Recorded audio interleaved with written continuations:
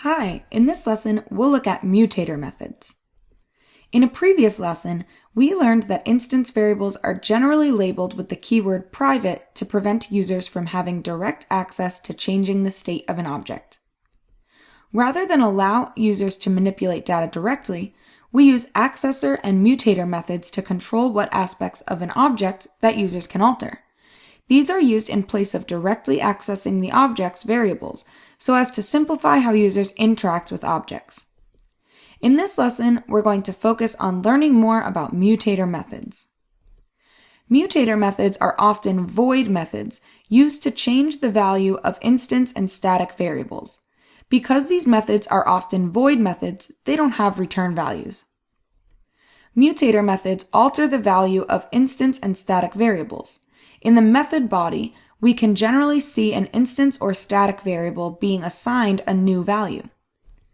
Mutator methods don't necessarily need to have parameters, but often do so that users have control over the new value that is being assigned to the instance variable.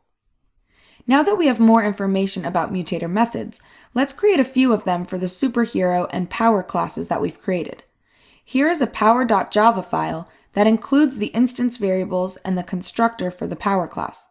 Can you figure out what mutator methods we need for this class?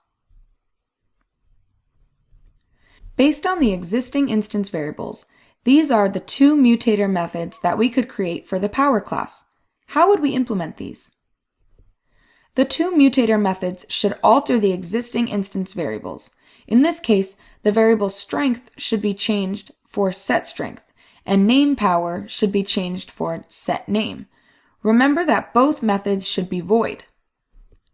Now that we've created the setter methods for the power class, we can actually create setter methods for the superhero class, which takes advantage of the power class.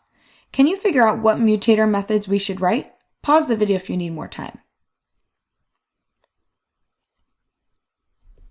Because the two instance variables are name and superpower, we should create two mutator methods that set the name and power that the superhero can have.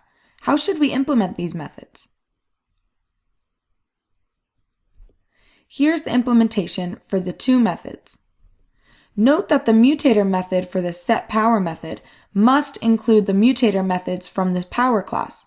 We can only change the value of superpower using the mutator methods that are provided in the class, as the instance variables for name and strength are listed as private.